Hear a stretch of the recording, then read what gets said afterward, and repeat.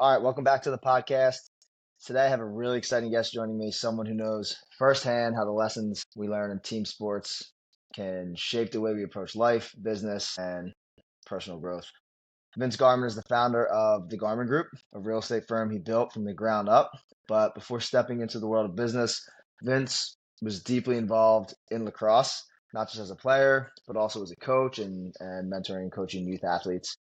And he recently gave me a book called Stay Sane in an Insane World, which is all about helping athletes really develop the right mindset for mental performance and strategies to succeed. And that's really what we're going to talk about today. How sports have helped guide Vince's journey and what he's learned from starting his own business that can be valuable for students, and how mental performance plays a huge role in success both on and off the field. So Vince, man, thanks for coming onto the podcast, and I'm super excited to dive into this conversation with you. But before we dive in, I want to give a big shout out to our sponsor, the Vertigo Center, helping you find balance when the world won't stop spinning. If you or a loved one are struggling with dizziness, vertigo, or imbalance, please visit thevertigocenter.com to take your first steps towards steady living. Vince, welcome on, man. Dude, it's just wild. Number one, thanks for having me on. But number two, I have been suffering a little bit from vertigo over like the past Really? year. So I knew that you Okay. did a shout out to your mom, that you went and worked with your mom, but I didn't know exactly what she did. So that is so funny because the ad works, because I will now be contacting That's mom great. to get my vertigo That's checked out. that's great. She'll take care of you, man. Awesome. But yeah, super excited to be here. Pumped Yeah, up. so I want to highlight some things. So, I know you went to the Haverford School and you played lacrosse, and at the time your lacrosse team was what, ranked number one in the country? Number one in the country. Yes, sir. And then you also played football as a quarterback. hmm And I saw you won the coaches award and something for teammate of the year. Can you talk about that a little bit? What the coaches award was all about and what teammate of the year is? For sure, for sure. Most important thing you left out though is you and I met as teammates as That's an Aston A Bandits. That is the most important thing. NAA. But yeah, hopping right into it, similar to you, I started playing football second grade. I grew up on the sidelines. I'll give a shout out to my mom. She's the Garnet Valley cheerleading coach now. She's like the Nick Saban of high school cheerleading. It's unbelievable. But she's great. But my mom was a cheerleading coach at Strathaven High School. Yeah. We went to like four straight PIAA from like 99 to 03. And I was a water boy, so I was raised on God, family, football, faith. So very similar to you. So grew up playing for Aston AA, and then switched over to Our Lady of Charity, played some CYO ball, and then I went up to the Haverford School. So getting into it senior year, I sat behind a guy my freshman sophomore year who went to play on at Richmond and Villanova. Rest in peace, Dan Judge. He sadly passed away a few years ago. And then I sat behind a guy my junior year, Matt Langle, who played baseball at Villanova. And so my senior year came out. I was slated to be the starting quarterback, and voted team captain. And that senior summer, one of my things that I wrote down on lessons that we want to talk about is like extreme ownership. So Yeah. being detached from the situation 14 years now, I didn't put my best foot forward as a senior going in, like preparing for my senior season. Couple that with a few, other things. We played an absolute murderer's row of a non-league schedule. So we played Penwood. They had Sean Oakman. Yeah. We played Archbishop Wood, who won the 4A state title. We played West, who won the 2A state title, and a bunch of other, really good teams. So we came out of our league, we were 0-6. And in the Interact, we don't play in the PIAA playoffs. We just play our 5-team league schedule, and then the winner gets crowned from there. So we play at Germantown Academy. I start, and we win like 13-70, like crazy game. The wind was blowing so hard in one direction, like you couldn't even throw the ball. But 13-7, we won. And then after that week, my coach came to me. He was like, "Hey, look, like we're gonna switch it up at the quarterback position. We've been trying some wildcat with Carl Walrath. We switched up to my teammate James Shaky. So, James Shaky. I remember that name. I played with Shakes. him in the Hero Bowl. Yep, yeah. So Shakes, and then there was another kid, a sophomore, Steve Fitzgerald, who was getting a little bit of time, and so we kind of ran like a little bit like quarterback by committee those past like 4 games. So like the next game was at Penn Charter. Shaky started. And then like right before half, they pulled him. They put me in for a couple series. Like we scored, and we just kind of switched off back and forth. And Shaky finished out the rest of the season as a starter.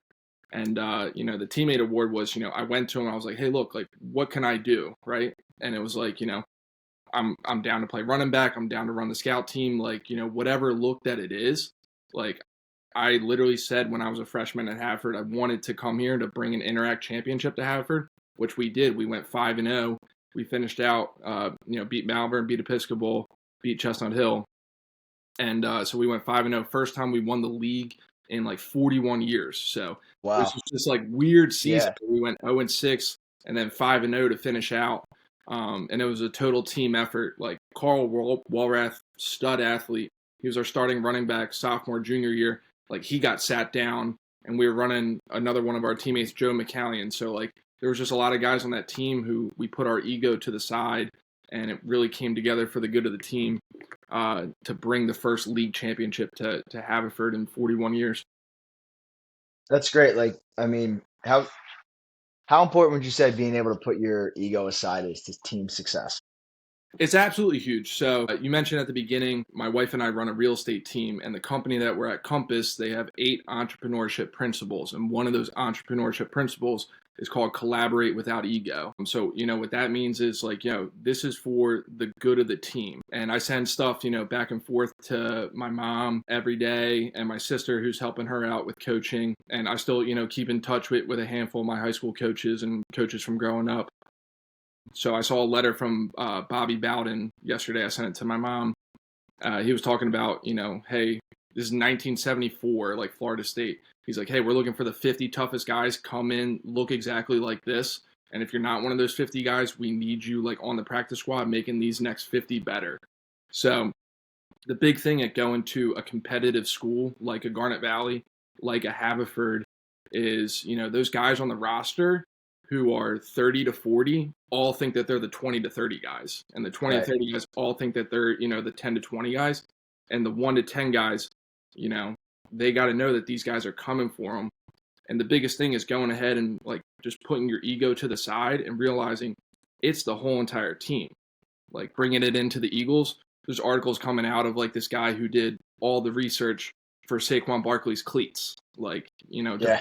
no, it's the whole entire organization. So Yeah. And like we were just talking about the game last night, and I'm a big Notre Dame fan. I'm watching some of the the post game interviews with the coach with Marcus Freeman, and then they had like Riley Leonard, the quarterback, on, and every single one of them just talked about the team and the people in the locker room and the people part of the organization is what makes everything so special.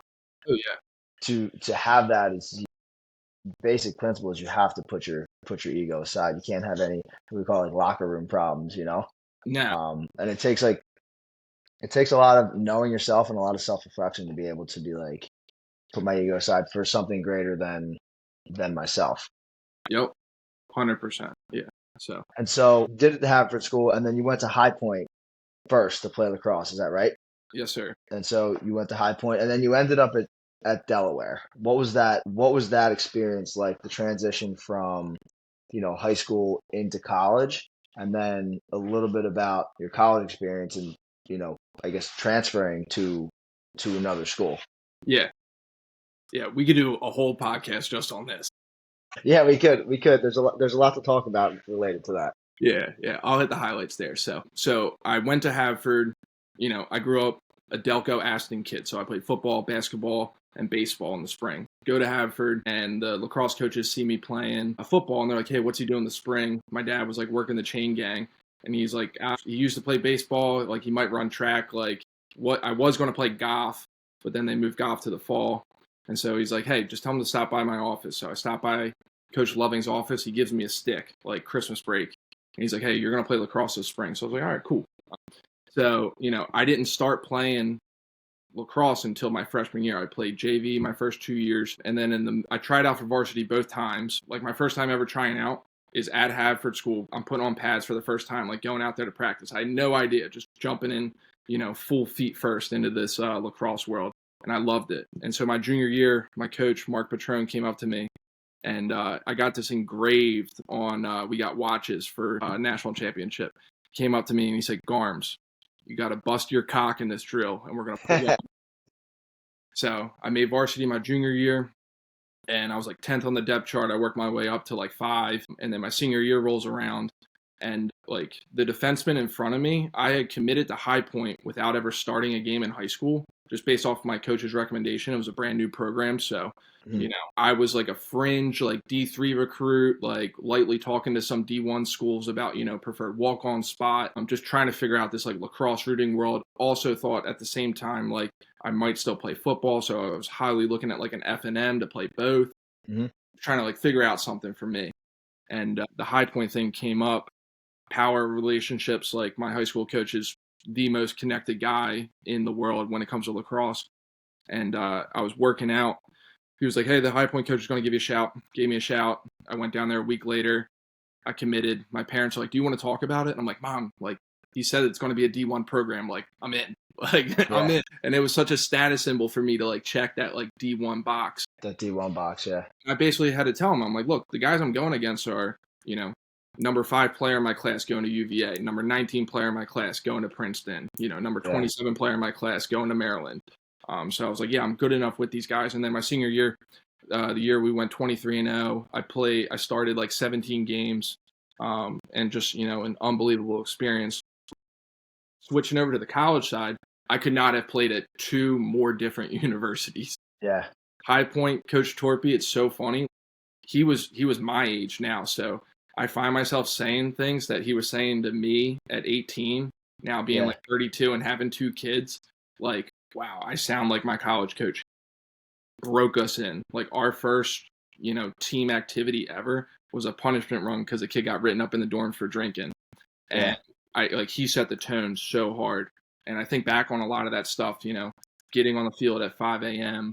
There's so much like discipline that went into my life at High Point, which was fantastic. Um, and then, transitioning into Delaware, it was Delaware was basically like Blue Mountain State. If you ever watched Blue Mountain State, yeah. I've seen I've seen Delaware Blue was Mountain just State. a free for all. It was party central. We practiced in the afternoon. None of those guys went to class. We had us and men's basketball had the lowest GPA. Like I was like, you guys, like what? Like we're so talented, but we had no discipline whatsoever. So, yeah. So I know I gave you a brief background over there, but there's little stuff I can definitely hop into some more wherever you want to Yeah, take. you can if we need to. I just have you back on and we talk a little bit more in depth about some of those transitions and points in college that kind of impacted your journey. But so you picked up lacrosse late, it seems like, and but it really became like a big part of your life, and then you got into coaching. Hmm. And you started a business around coaching. It was called Keystone Strings, or is that correct? Lacrosse sticks training service. Okay. Lacrosse is amazing in the sense of like every player has their own stick and like the pockets like perform differently. And it's crazy to think on a D1 lacrosse team, like there's 40 guys, 2 to 3 guys know how to string a stick. So Really? my first ever practice in the rain, my stick like it's called bagged out, so it just throws like straight down. And my bottom string broke, so like I couldn't catch. So like it would go in the net and then just fall right out. Okay. So I was like, I felt helpless. So I was like, I need to figure out how to do this. So I figured out how to string sticks, and then I turned that in. That was my first entrepreneurial business Yeah. venture where my mom invested in me. And that was a super cool part of my life for sure. Still string sticks today. It's crazy. Yeah. And so you're still doing it, and then you got into coaching as well. Yep. Yeah. I coached at Haverford like my first couple years out. Um, would get home from school early in like April. So finish up like May with them. And then coached some summer ball. So, had a team of a bunch of 10-year-olds all summer, a couple practices a night, tournaments on the weekends. Um, and then last few years, I helped out. I haven't done it the last 2 years, but I helped out high school down here, Mount Pleasant. And then the coach left and he went to Concord High. So I followed him to Concord High, doing my part to grow the game here in Delaware. Yeah. Yeah, of course. And it seems like sports and football and lacrosse have kind of shaped a lot of who you are today, and you're taking some of those lessons and like being an athlete and putting it into your life after sports and continuing to give that back to kids and coach. But yeah. Now, what what type of mindset or habits do you preach to kids? Like what type of coach are you to the kids? Are you preaching sort of like the same philosophies that you grew up on, like discipline, hard work, or are you kind of coming at it at a little bit different of an angle? Yeah, so like switching over to like where we're running like our team now, like we definitely take, an extreme ownership philosophy. So, we're in a sales business. These guys know, when they're not putting in the work, like it's going to directly affect their bank account. But where my wife and I, we have three agents who work for us full time, and they're all coming up on two of them on their 30-year anniversary and another one on their fourth-year anniversary, which is just like unheard of for a bunch of 20-year-olds to, stay in one place for that long. Yeah. Like you were talking on your intro, I did this, I did that, thought we were going to be a lawyer, yada, yada, yada. So Yep. with these guys, it's been way more of, a mental health check-in, more so making sure that their work-life balance is sufficient there. And, in terms of what we do, similar to what I was just talking about, like we put it back on them to take ownership of it. Like there's no set office hours. You don't have to come in the office. Like as long as you're getting your work done, we live in a world where we can communicate text message, email. If it's, super important, it's a phone call. So, just learning to, take the old school and then, also learn from reality. That's another one of my company's entrepreneurship principles. Learn from reality that, hey, it is 2025. We can do it, this way. So, yeah, I hope that helps. What got you into real estate? Like what drove you to kind of take this step in this leap to start the Garman Yeah. Group? Once again, back up against the wall. So, had to figure something out. So, when I transferred from High Point to University of Delaware, basically like none of my credits transferred. So I was a Mm. freshman again. And at the time, like, I think that there's a big misconception. The rules have literally just changed where they up scholarship counts. Men's lacrosse gets, 12 and a half scholarships at a fully funded school for a roster of 50 people. So, I was on a little bit of academic money at High Point, but, High Point's 40 grand a year. What were they giving me? 5? Yeah. So, who's paying that bill? Me. I didn't really know what I was signing at 18. So, if anybody has any questions on student loans, I'm definitely a resource to talk to. And after my like fall semester, my senior year at Delaware, I was just kind of like checked out from school. I was like, hey, I'm 22. I did the school thing 4 years. Like, I think I've gotten enough out of this, which was for me relationships. Like, Hmm. I like being a connector. I like knowing people, getting the lay of the land. And I was like, look, I'm just going to figure this thing out. Um, so I got a job working as a caddy, and I was, I told my parents, hey, I'm not going to school anymore. So they're like, you're dropping out. I was like, I'll figure it out, guys. Like I'm going to figure it out. And the real estate came, from a relationship. I was dating my now wife, and her roommate was a girl named Maddie Lang, and her dad owns the city of Newark, basically. So he owns a bunch of real estate down there. So my wife started working for him. I had a seasonal job where I was working at a golf course. And so I started working there in the winters, and he pushed us to get our real estate licenses. So I got my license January 2017, and I worked one more year at the golf course and then transitioned full time into real estate. Yeah, you keep bringing up like, you know, people that have kind of influenced you and the coaches. You named off, 4 or 5 coaches that just come to mind right away that kind of guided you through high school and in college. And then as you kind of get into the working world, you know, another sort of mentor. How important, and I'm such a big believer of getting coaching and having coaches and mentors. Like if someone's listening and they're like, man, I don't really have a mentor or coach, how would you tell them like to go? What kind of advice would you give to go about? Because it's kind of weird to go up and be like, hey, can you mentor me? Or hey, can you coach me? You know. So if someone's there, kind of figuring out, hey, I could really use some guidance, or where would you tell them to start? Yeah, it's huge, and sometimes it's going to take a couple tries till you get the right formula, till you get the right message, until you're ready to receive it. I would say first and foremost, the Greg Harden book talks on it. You got to have some level of faith, like you got to believe in something. So We're both rocking the crosses. I just picked this up down here in Siesta Key, so super excited about it. So my faith journey has grown greatly, and I definitely consider myself a very religious person. So, definitely getting grounded in that is if I could go back and do it, that's where I would start. And that's kind of where I started. Uh, you know, in 2019, I'd known her as Mrs. Benny Bayako's mom, Mhm. but I went to Tracy Craig in 2019, and she's a life coach, and she helped me out immensely. So I saw her like once a week, and it was way different. I had tried therapy before, talking to a therapist sitting in a chair sort of deal, but it wasn't necessarily like practical life advice. Where Tracy gave me some Yeah. practical life advice. One of my biggest things that I say all the time to like my agents and stuff, like if you look at like my phone screen, like I don't have like crazy amounts of like bubbles and stuff popping Yeah. up. So my notifications are turned off. And it took me a while to understand that, but you take that philosophy right there of like, hey, you need to give your mind time to rest, and then you match it up with another one of your mentors. So like I like to, kind of blend all of their thoughts into what works best for me. So my real estate coach, I don't do any like one-on-one sessions with him, but I've done some group sessions. I've read a few of his books and like do his email newsletter. Steve Shaw. We operate our real estate business.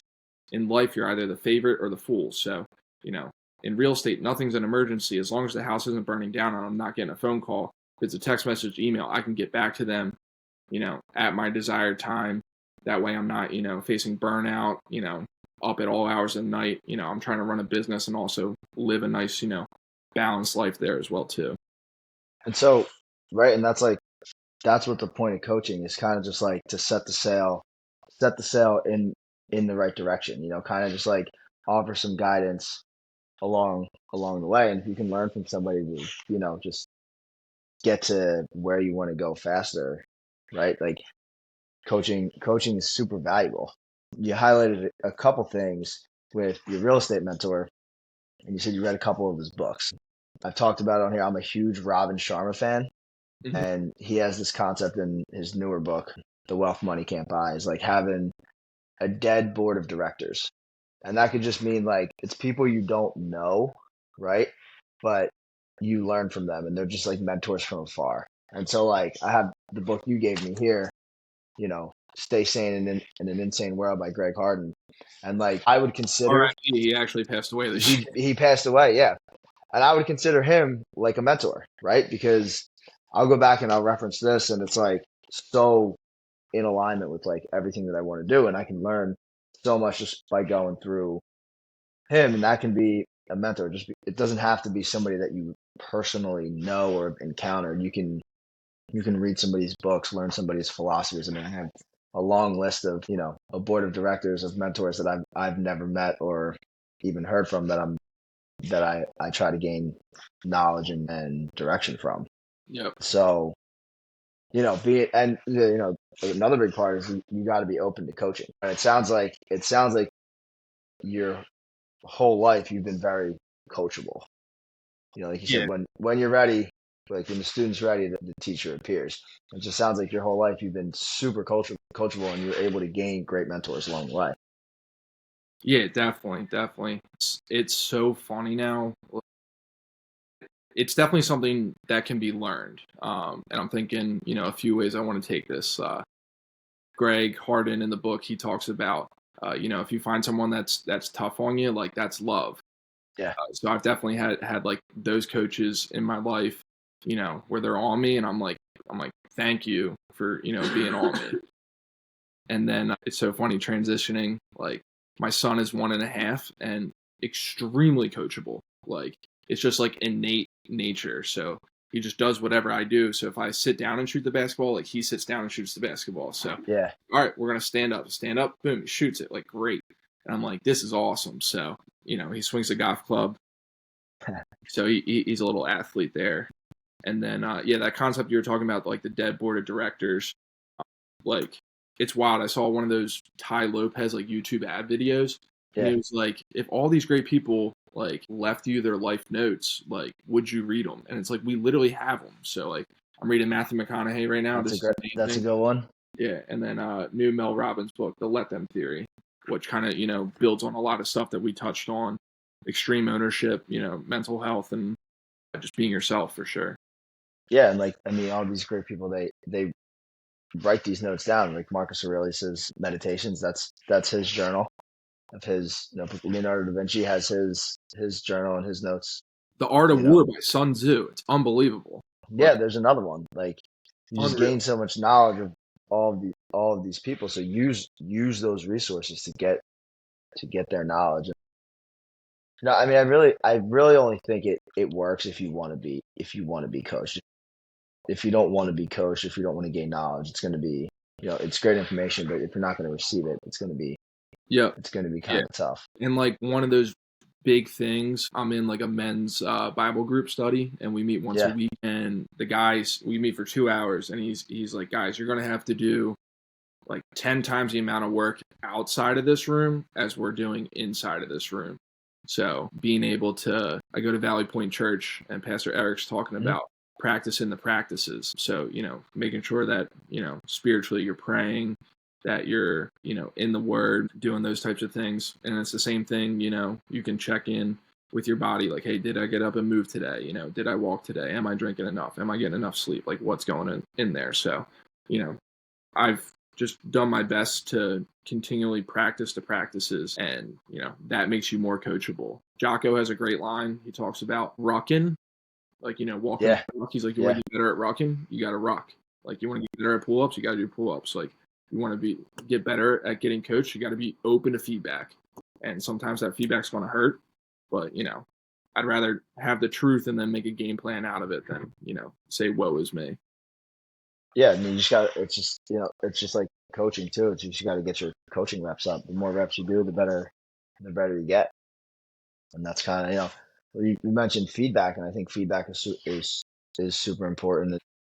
I look at feedback, it's just information. It's not good or bad. It's just information. And, you got to you can take it however you want, but it's just information for you to use and then apply. But I really do want to talk about this book because you gave this book to me, and I love to read. So anytime somebody gives me a book, I'm always super excited. And how did you hear about this book? How did it resonate with you? And how did you experience, find this book? Because I've never heard of Greg Harden, but you gave it to me. I read it. I was like, this book is awesome. It's incredible. Yep. Yeah. Shout out to another one of my mentors, a gentleman named Don Hibbard. Don is affectionately known as the Don Father of Compass Real Estate in the greater Philadelphia area. He's an older gentleman. He's 70, 69, and like he's not actively selling as much real estate these days, but he's just networking his little butt off. He's absolutely hilarious. So he runs a company-wide call, for like our area Monday mornings at 10 a.m. He does it every single week. So like he does his own podcast at 70 years old, and guest speakers from our company, yada, yada, yada, sales managers give updates. Super cute thing. I absolutely love it. So I've been doing it for the past 2-3 years. He asked me to speak every once in a while, and he's the one who sent me the book and challenged me. He's like, hey, Tom Brady's, coach. Yeah.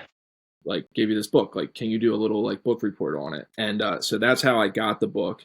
And then my experience with the book, I wish I had it right now, but it's funny enough, I've taken like 25 pictures. So this afternoon I was reading through some of them. Number one, it's a super easy read. Like I like books that are like 2 to 3 chapters or 2 to 3 pages per chapter. So that was cool. And then number two, I definitely loved the like people profiles of like people that he coached. And obviously the Tom Brady's and the Charles Woodsons are awesome. But like he's coaching like the freaking janitor. Like he was just coaching anybody who walked through that building and stepped into his office. Like that was what he was put on this earth to do. And like I looked up a few of the people. One of the girls is this girl Mish McCann, and she played volleyball there, and like she's absolutely killing it. Like took an opportunity, and she's like one of like the top pickleball people like in the world. And she was a girl who just had like no confidence, like I can't play out here. And he was just able to, take her, do a few different things and, watch her succeed. So that's how I found the book, and just reading it back through just absolutely got me, gassed up here a little bit. Yeah, when I read Tom Brady's Forward, I was real fired up. I was like, felt like I was getting ready to play. And I mean, there's like you said, there's so many examples in the book of him coaching these athletes, and like with thing the whole thing is, one, you have to be the world's greatest expert on yourself, and defining what success looks like for you, and having, he talks about the four A's, and then putting the self in front of the four A's, right? Attention, affection, approval, and acceptance. And Love. self love, and accepting who you are, and like becoming, having that belief in yourself, which I think a lot of kids do struggle with confidence and having self worth, especially around sports. And like you and I both played a lot of sports growing up, and I think probably my biggest takeaway from this book was he was talking about your sport is what you do, not who you are. Mm-hmm. And you have to believe that with or without your sport, you're going to have a great life. And as an athlete, did you ever feel like your identity was kind of like lacrosse, like you were just a lacrosse player, or just a football player, and like, once it was done, because it does end for everybody at some point. Did you ever feel like you were kind of lost, and you just kind of identified as a lacrosse player or a football player? Yeah, yeah. For me, it was definitely more so towards like the football aspect. Yeah. Funny enough, my wife is also an athlete, and we share a similar experience in that she was raised playing basketball, and like volleyball was fun for her, and she was probably a little bit better at volleyball, maybe wishes that she pursued that in college. For me, like football was life. There might have been some competition for who was going to wear the number 3 Joe Montana jersey, you or I. We all think we're Irish Catholic, we go to Notre Dame. I think Florida's going to come up and recruit me, right? And then I look in the mirror and I'm like, dude, you're 5 foot, 100 pounds freshman year. Like, It's not like gonna these happen. these guys aren't calling, right? These No guys, way. yeah. Ohio Wesleyan, Franklin and Marshall. All right, word. We'll figure something out. McDaniel, we'll figure something out, right? So I definitely like identified with football. And funny enough, I went to a few like quarterback camps, going into junior year, senior year, and there was a guy named Darren Slack, and he asked this question. He was like, like, do you love football? And everybody of course says like yes, like, and he goes, no, like you can't love football. Football can't love you back. Like you Yeah. can love the people you play with, you can love the relationships, you can love the things about it, but football can't love you back. And maybe that sent me into a little tailspin about my senior year football Yeah. song. Kenny Chesney drops the Boys of Fall my senior year. My mom's crying every Saturday. I'm just trying to be a high school kid, trying to play quarterback. So, maybe it was, a little, a lot of pressure that I put on myself for, no reason. But yeah, like definitely football. And then lacrosse was just fun, but I go through it the same things now. Like it's funny. I'm sure, every alumni base, comes back and talks to their high school or college sort of deal. And you never think you're going to be those like people standing there like, guys, like I wish I could get, one more practice in these pads, but Yeah. this is what I'm doing now. If you guys ever want to pursue this path, I'm happy to help you out. And they're like, this guy don't know anything, dude. He's 27. He don't know nothing. Like we got it all Right. figured out. Um, Yep. so yeah, it's funny. Because I do my best to try to detach, what you were talking about on your first podcast was finding yourself. And like, I always want the message to be, if I'm not in the room and my name comes up, it's like Vince Garman, good guy, sells a lot of real estate. Like I want good guy to be first, for Yeah. like my values, I want to be, a good, son of God, a good husband, a good son to my parents, a good brother, a good father to my children. So, all those values coming first before, I'm putting, my business stuff. So, Yeah, and I think it kind of, even in the book, he highlights like, your self-worth can't really be external, right? You have to do that kind of inner work to have kind of like a healthy relationship with yourself. When did you start to pick up on like really pursuing those practices. I mean, I was your typical high school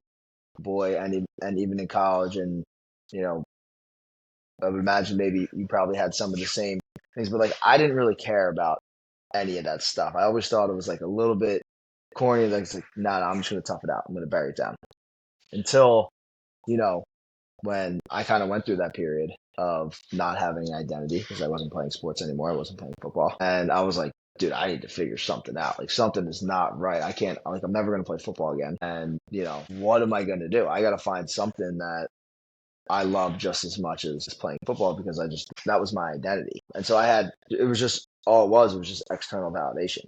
And so how did you come, you know, to then I guess have that relationship with self development and start to go on your journey. Yeah, definitely. So number one, I would say the journey is definitely a roller coaster. My wife and I will text each other inspirational stuff. I saw this thing this afternoon that said a lot of times the journey feels like a spiral staircase. Like, you need to do a complete, 360. It's not like a horizontal staircase where you think you're just going to get to the destination. Like the spiral staircase, you got to turn around. Sometimes, when you're in the middle of it, you don't know if you're going up or down. And then, when you get to the top, you have to do like a complete turn and, figure yourself out. So for me, I'll talk about my faith journey first. So like my faith journey, raised Irish Catholic, make all the sacraments. And then, do we go to church in high school is what it is, right? We figure it out. Definitely hit Christmas and Easter. And then after I graduated from Haverford, I had the opportunity to play for FCA, Fellowship of Christian Athletes. So I played on our U19 national team out in Vail, Colorado. Top kids across the country going to UNC. Like our team was stacked, and like one of the most prestigious tournaments like out there. So fly out to Colorado, get picked up by a random guy in an SUV, meet 4 other random kids. We all throw our stuff in the car and we go to Sonic, and we sit down at Sonic. And the dude who was just blasting the loudest house music I've ever heard, like, we're just like, oh yeah, we're out here in Colorado, like we're gonna tear it up. We sit down at Sonic and he just drops like the most beautiful prayer I've ever heard. And I was like, whoa, I'm in for like an experience out here. So that definitely opened up my eyes. And then, having a father definitely changes you. So, when our first kid came out, I was like, hey, like we need to be committed, to this church thing. Like I don't know if this is the exact church, but like we need to start finding like our people and really getting grounded here because this baby's so special. And we popped out another one right away too. So I have 2 under 2 basically. And I was like, I want these kids, to know who Jesus is and grow up in their faith. And I think there's been a huge resurgence in that. Riley Leonard, Will Howard, both talking about that. So in terms of like practicing the practices, it's very simple. It's, same thing that coaches are going to tell you, lacrosse players. You got to hit the wall for 15 minutes a day. You got to catch balls for 10 minutes after practice. There's little things, they just add up. So doing a devotional is a big thing, and praying for meals, before your meal, super basic thing. And so, practicing those practices. In my business, I largely do the same thing every day. So number one, I need to be up to date with what's on the market. Number two, I'm much more in like a managerial role. So how our team's split up, we have like a listing team, we have a buying team, and we have like a renting team. So at any point in time, each of those teams could be working on 10 different files. So I don't think of myself more as a realtor. I really relate to myself and try to like grow our practice like a law firm per se, where, there's going to be multiple people handling your file, making sure that you're getting the best possible service out there. So, checking in on them and then making sure that I just do little things. So wishing people happy birthday on Facebook, that just goes a long way to, staying top of mind in my business. And I just have a few metrics that I track every day, and I just keep it super simple. So I try to make 1 appointment a day. So meet someone, face to face. We work off of like Google Forms. So, try to get at least 1 Google form filled out. And I try to like write a contract a day. So, whether that's a listing agreement, rental agreement, someone's buying a house, if I do those 3 things, I had a great day. Yeah. And I can imagine you don't want to do those things probably all the time, every single day. There's probably times where you're like, dude, I do not feel like doing this. Yeah. Right. Exactly. Right.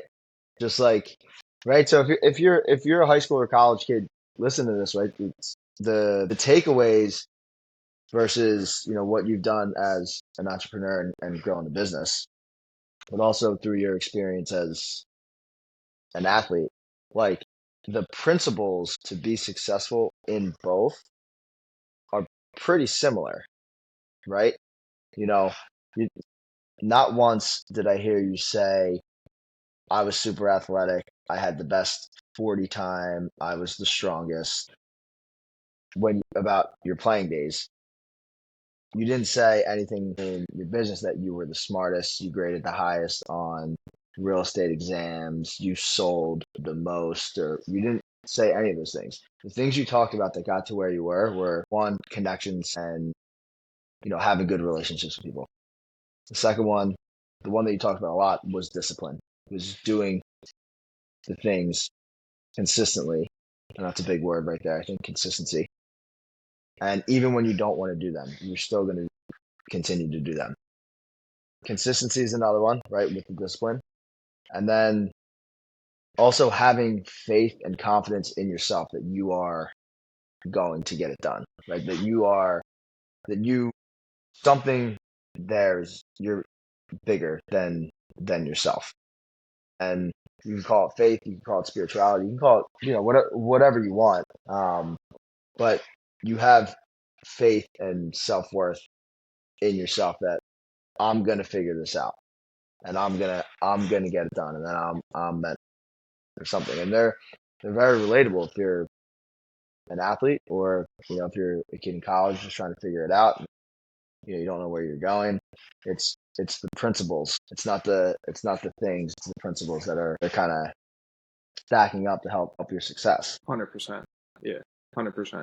And yeah, like it's an ever changing philosophy, and it's just funny because I can tout my 40 time. I think it was a hand time 4-6 maybe there a little bit, and I've never officially hit 300 on the bench, but I did bench 295 times, so I was pretty proud of that. Yeah, but we talk about it all the time, like certain metrics that you track. So I went over my basic daily ones. We do have our big hairy achievable goal is selling at 100 houses, and to me, like in my business, it's I can't just be like, oh yeah, I'm going to sell $500,000 houses. I'm like, no, I'm out here in the mud, dude. Like I'm selling a $75,000 house this week, and like that person needs the same level of service because they might introduce me to someone who's going to sell $1 million house. For us, we just take our team philosophy of everyone deserves a home to be proud of, whether that's a home that you're renting, you're a landlord, want to be a good landlord, a home that you're buying, investment property, or a home that you're selling. So, we want to help you guys through that process. And yeah, we definitely do pretty good about it. But, goes back to one of the things I said earlier. Like, I want when Vince Garman pops up, I want him to be known as a good guy first, and then, sells a lot of houses. So, second. Dude, I love that. And that's always just a great compliment, right? It's like he's just a good dude, man. He's just a good dude, and that's like the best compliment you can get. It's like super genuine. And so, as like a closing tradition on here, I like to ask a pretty tough question, but this is called the "You Can't Fool You" podcast for a reason. And where was a time that you were able to fool everybody else, but you weren't able to fool yourself? Yeah, little bit of a redemption story. My mom's super tough. She's got a big old bark. And my junior year, I played freshman basketball. My sophomore year, I ended up on the wrestling team. And my junior year, I was like, sure, whatever, I'll wrestle again. Halfway through the year, I just started like skipping practice sort of deal, like, missing matches, yada, yada, yada. And like my mom straight up like called me out for it. She's like, you quit on the team. And I was like, no, I didn't quit. Like, yada, yada, yada. So that was a time where I was definitely fooling myself, just doing stupid stuff, like after school, going to Wendy's and like not, wrestling practice. Like, waiting in a random parking lot in media until 5:30 when I can go home. So I was definitely most definitely acting a fool then, silly little high school guy. Redemption story with that. I worked for a couple other real estate teams prior to starting my own team, and I signed a 2-year contract with this lady. this was right around the time I started to go see Tracy Craig. I'm like 6 months into my contract. I'm like, yo, I want out of this thing. Like, and she's like, no, like you made a commitment. Like you are sticking this thing out. And we wrote like the date down. November 2nd, 2020 was when my contract was up. And I met with her July of 2019. She's like, you're staying out and finishing this thing. Yeah. And so that was my redemption stories. I do my best when I make a commitment. She got me to read the 4 agreements, and that's one of the big things I love about you is that you're a reader. I think, we've talked on this, like, it's amazing. That's one of the disciplines. You do 10 pages a day, you're going to read a book a month. Like the average American doesn't even read a book. Right. So Tracy Craig, the 4 agreements, like just keeping your word. So, when I make a commitment to something now, I want it to mean something, and I'm going to do everything within my power to uphold that commitment. Yeah.